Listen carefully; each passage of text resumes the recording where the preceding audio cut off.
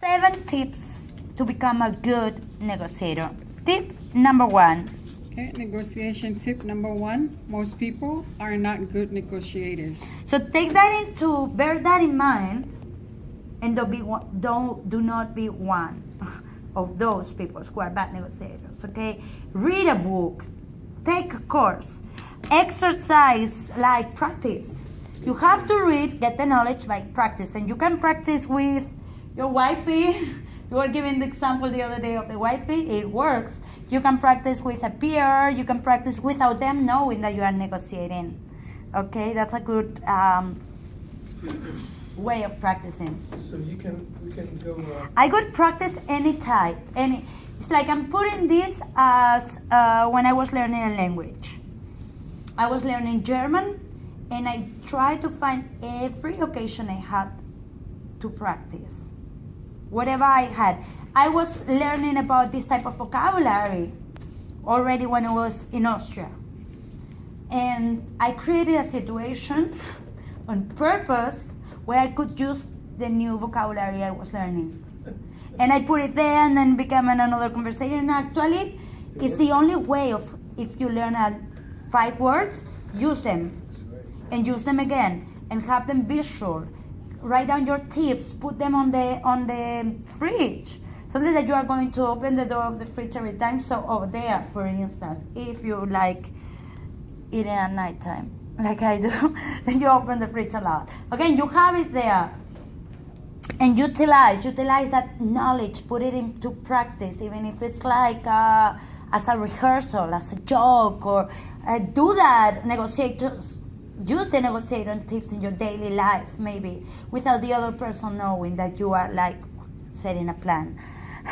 Negotiation number 2. Number 2, understand yourself, your needs, wants, and position. Basically, you want to know your BATNA. What does BATNA stands for?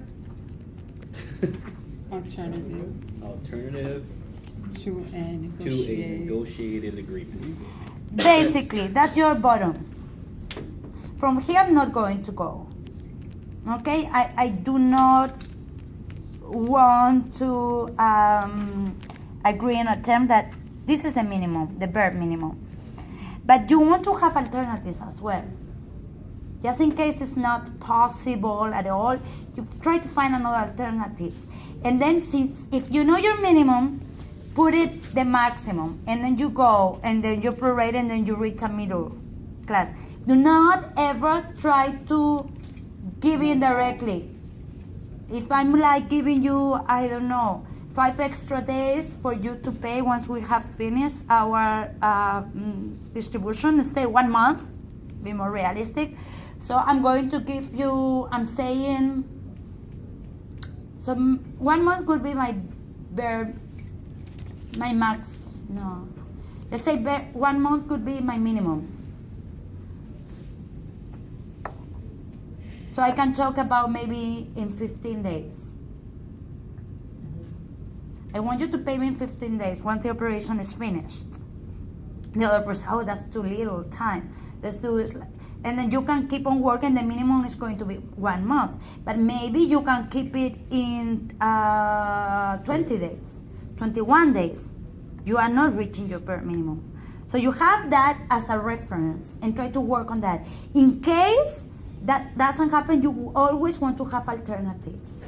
That would be part of developing your binder. Check the options, your choices, select the ones that are like very, very, very important. Compare it with the other proposals, okay? Do that. And number 3, and the second part of this, it's do not concentrate only on those, like they call it, focal points, right? Points can be defined as certain things that one tends to focus on in a negotiation. When you focus on specific things, it can be all too easy to forget about the smaller details. Correct. Focal points. Basically, what we want here is do not just concentrate on the salary, on the monetary part. That of the focal point is related about the pie as well. Expand the pie. create value in other things that are not just the material things. Okay, I want to get like maybe lower rent, but that's not going to be, maybe possible. I'm going to concentrate on other stuff, or maybe I want to lower my rent, but I can achieve other benefits. For instance, correct, you were negotiating your rent, okay, for that apartment. So maybe if I cannot lower the price per se, maybe I can get like an agreement of what if I cannot pay on the first of the month. Imagine, give me up to 5 extra days for the payment. The same payment that you want. I'm not lowering, okay? So this is like creating other alternatives as well. So I don't want to concentrate only on the price. Maybe that is going to be more beneficial for me because I'm going to have some income from other parts on the first. And having the option of paying you on the 5th is more beneficial than actually reducing a little bit of the amount I have to pay you, So it's like basically open up your mind and don't concentrate only on those specifics. Have those specifics in mind, create alternatives, what is important, but then don't concentrate only on the salary on a job interview, for instance, okay? You can have like many other benefits. Fridays, I want to work Fridays, I don't want to have a break, for instance, or I want to, that's what they do in Austria. In Austria, they work, I think it's 8 hours and a half every day, from Monday to Thursday. And on Friday, they work 6 hours. And they work all in a row. So on Fridays, they finish at 3 p.m. Everybody, So that's wonderful. I'm negotiating with.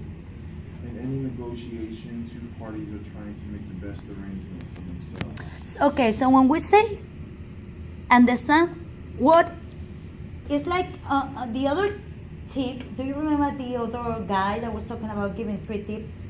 Put yourself in in your partner's shoes, basically. Understand what the values are, what is important for them. There was a YouTube link, which we were like checking 2 YouTube links. One, actually, here. Yes, it's like negotiating skills, okay? 3 simple tips for becoming a better negotiator. And one of that is like get yourself in the other person's shoes. You can find empathy that way, and actually you can put that in your benefit. So do not assume anything. Be aware of the values. Sometimes in certain difficult or tricky situation, it's very good to have a moderator. Totally somebody who is objective, who is not like neither from, that company or the other, just in the middle. Sometimes when it's like big negotiation, that can help as well. If not, it's like you want to know who you are dealing with. This is the example I was giving you guys about when you go to a job interview, and you do your research on the interviewer, and then you become the interviewer, not the interviewee, and then you play with advantage that way. The following one. Tip 4. Negotiation tip number 4. Understanding the situation, framing the negotiation. Do you want me to read the... Yeah, basically it's check the big picture, okay? Don't just concentrate on that day, on that negotiation day. Check the big picture. Number 5, making the first offer is going to help you with your BATNA, okay? That's going to help you. Number 6, keep on reading, please. The power of fairness in a negotiation.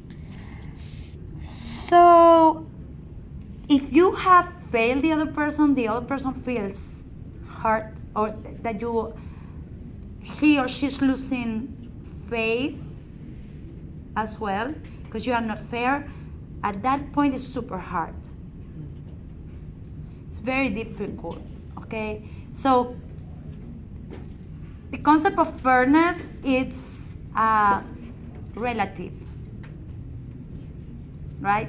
For us Americans, I do like one audio with another class, and I really like it. It's from Market Leader, and there is like this Russian talking, and the American is saying, okay, business is business, and then we can have a beer, no problem, nothing personal. It's not, it's business.